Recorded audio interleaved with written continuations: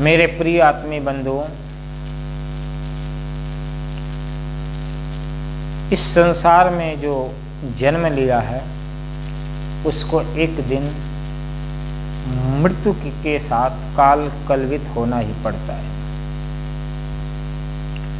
परंतु आज के परिवेश में हर व्यक्ति लंबी आयु जीना चाहता है।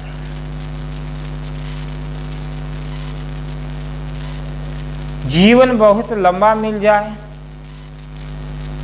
उसमें कोई महत्वपूर्ण कार्य न हो, कोई श्रेष्ठ कार्य न हो, कोई महान कार्य नहीं हो, तो वह जीवन व्यर्थ है।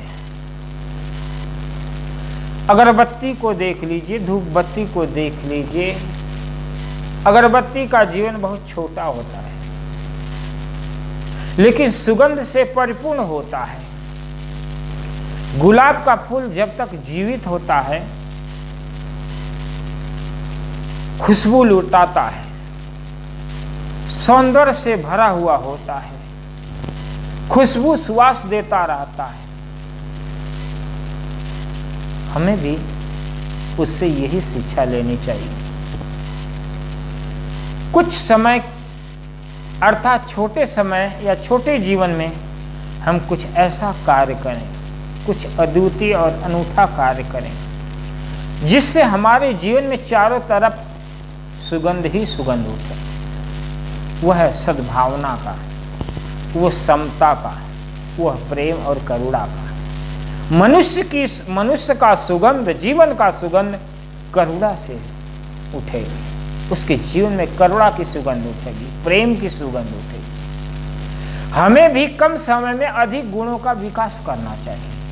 छोटा जीवन हो, बड़ा जीवन है, कोई फर्क नहीं, परंतु हमें अपने जीवन में अच्छे गुणों का समावेश करना चाहिए, अच्छे गुणों का विकास करना चाहिए और अच्छे गुणों की साधना करके, विकास करके,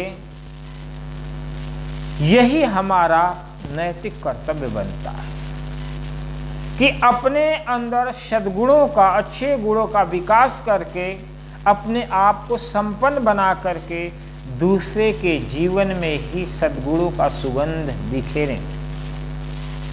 साधक को उस व्यापारी बनी के समान होना चाहिए, वैसी मनोवृत्ति रखनी चाहिए। जिस प्रकार एक व्यापारी कितना भी कमा ले, कितना भी धन संग्रह कर ले, पर इस बात पर उसकी कोई भी नजर नहीं रहती। कितना और कमा लें, उसके लक्ष्य रहता है। कितना कमाया उसकी फिक्र नहीं है, कितना और कमा लें उसकी फिक्र में रहता है, इस पर ध्यान रखता है। उसी प्रकार मानव को अपने दोषों को दूर हटाने की चेष्टा करनी चाहिए। दिन प्रतिदिन अपने जीवन में उस बनिए की तरह बुराइयों को दूर करने की चेष्टा करते रहना चाहिए। और जो बुराइयां दूर हो गई तो जो शेष बचेगा वह सद्गुण होगा, वही हमारी कमाई है। सद्गुण ही हमारी कमाई है और दुर्गुण ही हमारी बर्बादी है। अगर हमारे जीवन में दुर्गुण आने लगे तो हम अपने जीवन को बर्बाद कर दिए।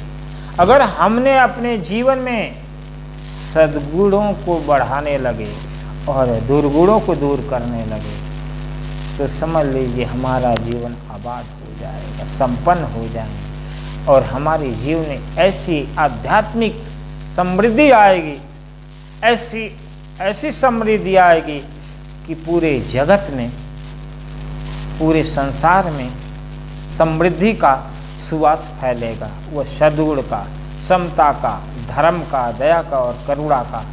इससे पूरी मानव जाति हरी भरी हो जाएगी। इससे समूची मानव संस्कृति पल्वित और पुष्पित हो जाएगी।